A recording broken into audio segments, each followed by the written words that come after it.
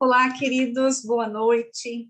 Vamos então dar sequência a mais um estudo de grupo da PIPPG sobre esse tema tão atual e instigante, que é o pluralismo e a diversidade.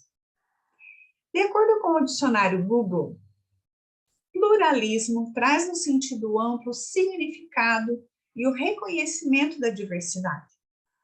Quando pensamos em diversidade, pensamos em diferentes que são unidos por alguns elementos em comum. Como exemplo, eu trago o próprio ser humano. Nós, como seres humanos, somos diferentes em vários aspectos, cor da pele, traços do corpo, alguns são mais altos, outros mais baixos. Somos diferentes nas formas de pensar, de se vestir, temos cores de olho diferentes, cabelo liso, cabelo crespo e etc. Mas nós somos iguais em vários outros aspectos. A maioria de nós utiliza a fala, alguns utilizam a linguagem de sinais. Nós nos alimentamos, nós trabalhamos, usamos a nossa inteligência, etc. Então, somos iguais em alguns aspectos e diferentes em outros aspectos. E o pluralismo e a diversidade traz essa complexidade de lidar com pessoas que são iguais e, ao mesmo tempo, diferentes em vários sentidos.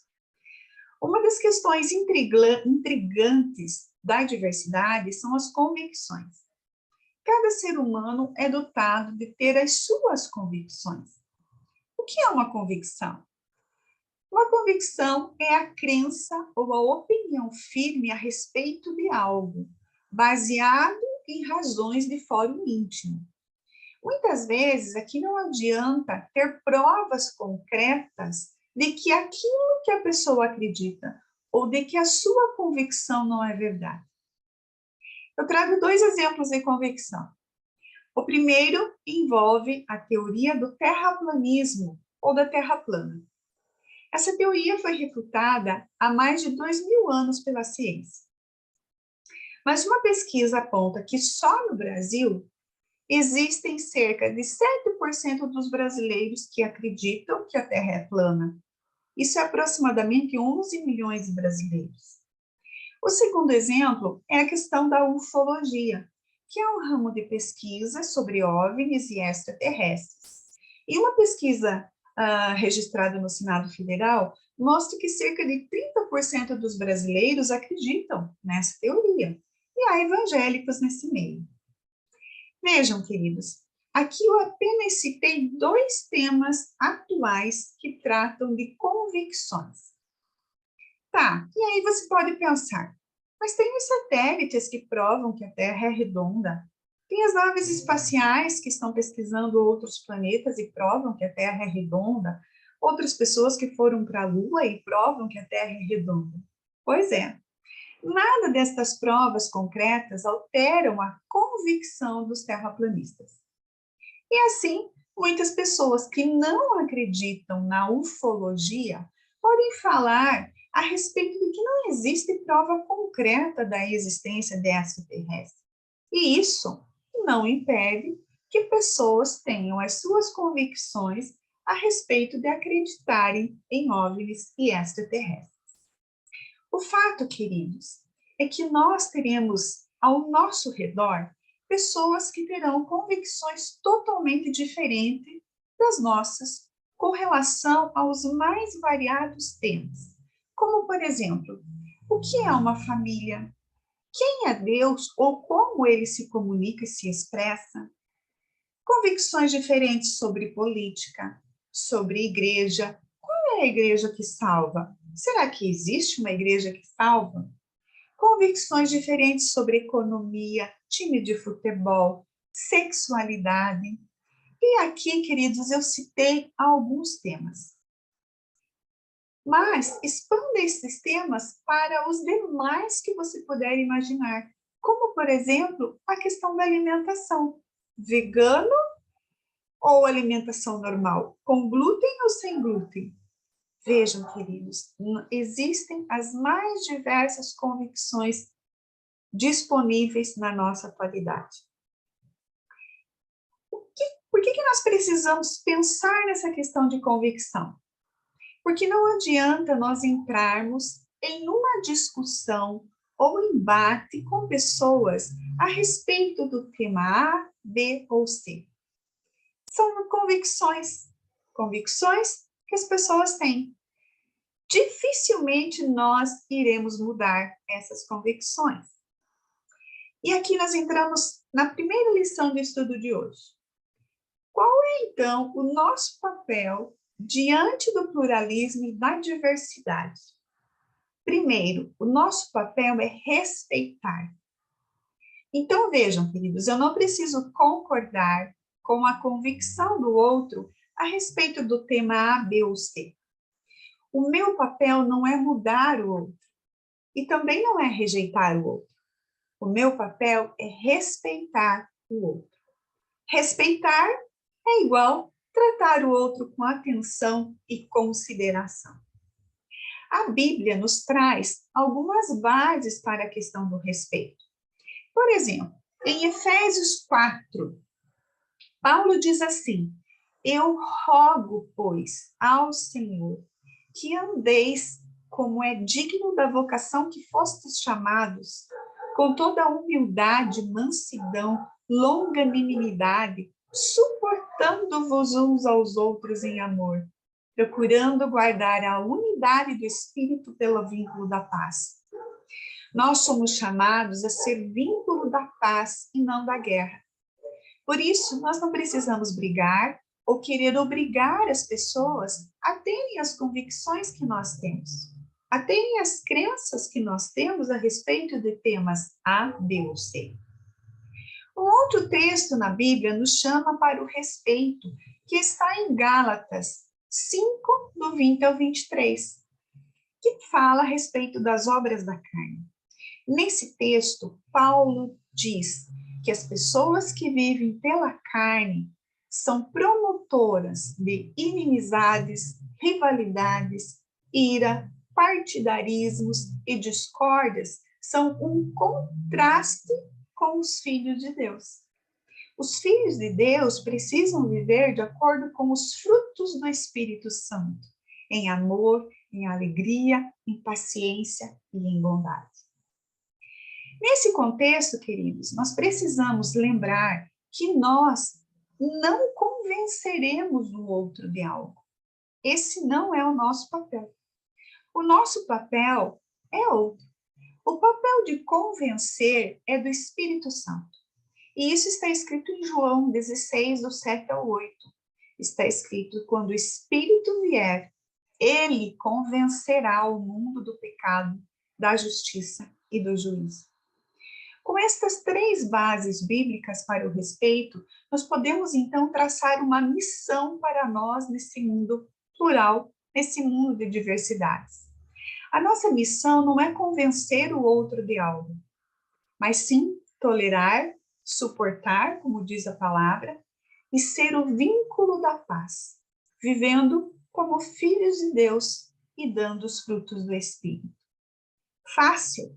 Certamente não, queridos, mas com o Senhor é possível. A segunda lição desse estudo está relacionado com: diante do pluralismo e diversidade, nós precisamos lembrar que Deus está no controle de tudo. Muitas vezes nós olhamos ao nosso redor, vemos situações e pessoas com convicções e práticas tão diferentes das nossas, que nós temos a tendência a querer consertar tudo e todos, com base na nossa visão. Por vezes, nós esquecemos de que nós somos cidadãos dos céus. A nossa cidade, a nossa morada, onde estará tudo em perfeita ordem, onde haverá paz, tranquilidade, sem ranger de dentes, sem choro, está nos céus. Não é aqui na terra. Nós estamos aqui apenas de passagem. Quando nós esquecemos dessa realidade, nós perdemos a noção de quem está no controle disso tudo. Em Filipenses está escrito que quem transformará tudo e todas as coisas é o Senhor, não nós. Deus está no controle, querido. Ele está vendo tudo e mais, Ele está permitindo tudo o que está acontecendo ao nosso redor. E se você é um estudioso da Bíblia, você sabe que muitas coisas que estão acontecendo estão previstas nas Escrituras. Não é fácil viver em tempos conturbados. Eles despertam em nós várias situações, emoções, acusações e ansiedades. Diante dessa realidade, nós precisamos reforçar a nossa fé em Deus, nos princípios bíblicos e nas verdades eternas. Nós precisamos exercitar a nossa fé e viver como pessoas cuja esperança está no Senhor. Precisamos lembrar que diversidades vão e vêm. Situações políticas e econômicas vão e vêm. Guerras e rumores de guerras vão e vêm. Filosofias, tendências, estilos de vida vão e vêm. Mas Cristo, o nosso Senhor, reina sobre tudo isso. É Ele que está reinando sobre tudo e sobre todos. Cristo é e precisa ser Senhor na nossa vida em muitas realidades e situações e com pessoas diferentes. Nós precisamos passar esse controle para Ele e não desejar que esse controle esteja nas nossas mãos. O terceiro ponto desse estudo, queridos, trata que diante do pluralismo e da diversidade, nós precisamos ser um instrumento de Deus na vida do outro. Diante da situação diversa que nós vivemos hoje, nós precisamos e podemos ter uma participação ativa no mundo, influenciando de forma positiva a vida do outro. E a Bíblia nos traz três figuras ou três pedagogias a respeito disso. A primeira figura é a árvore, a figura da árvore.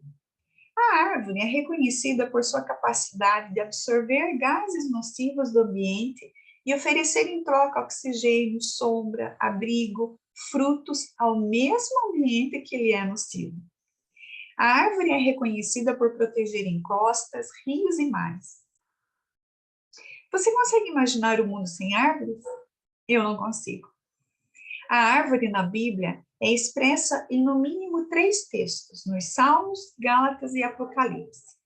Nestes textos, a Bíblia retrata que a árvore dá o seu fruto no tempo certo, que a árvore produz frutos que trazem alegria, paz, generosidade, e ainda que as folhas das árvores são cura para as nações. Não é lindo isso, queridos? Então, como nós poderíamos ser esse abrigo que a árvore proporciona? Dar os frutos e ser a cura para muitas pessoas diferentes de nós e que estão em contato diário conosco. Outras 2 figuras que a Bíblia traz para nós refletirmos. Sal e luz. Isso está expresso no texto de Mateus 5, quando Jesus diz assim: Vós sois o sal da terra. E se o sal for insípido, como que há de se salgar? Para nada mais presta, senão se lançar fora e ser pisado pelos homens. Vós sois a luz do mundo. Não se pode esconder uma cidade edificada no monte, nem se acender uma candeia e se colocar debaixo do alqueire, mas no velador, e aí dará luz para todos da casa.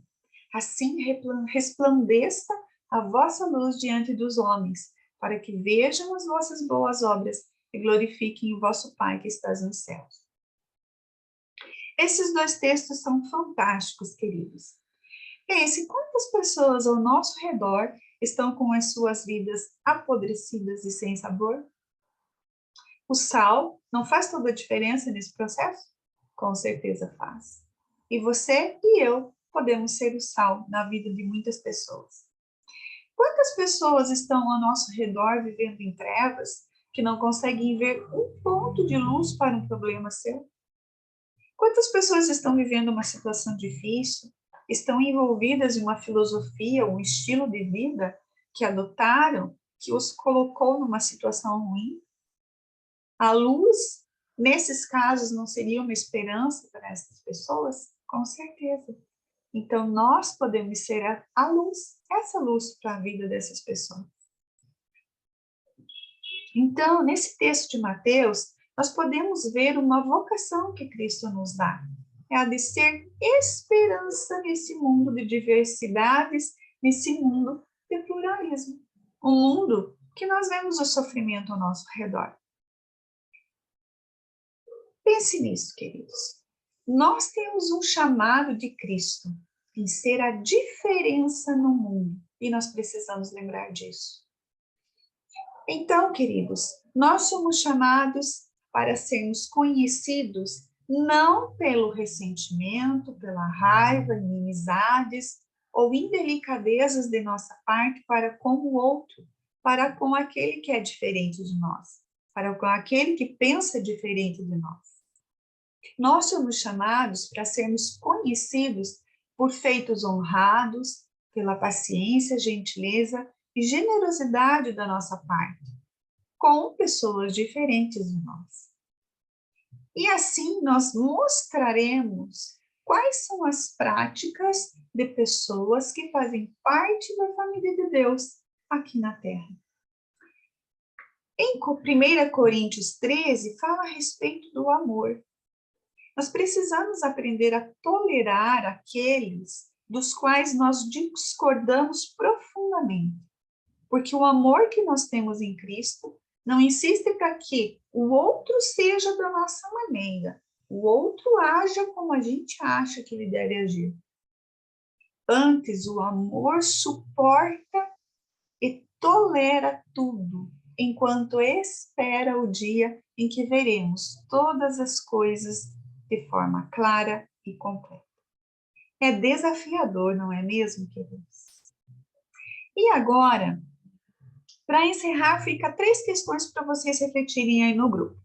A primeira, você já entrou em rivalidade com alguém por conta das suas convicções serem diferentes?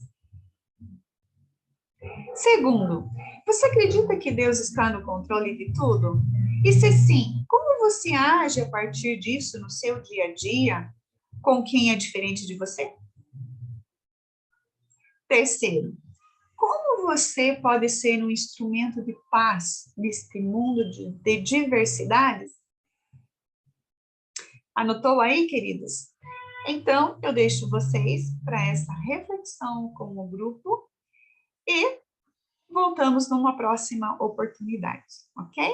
Uma boa noite e até a próxima.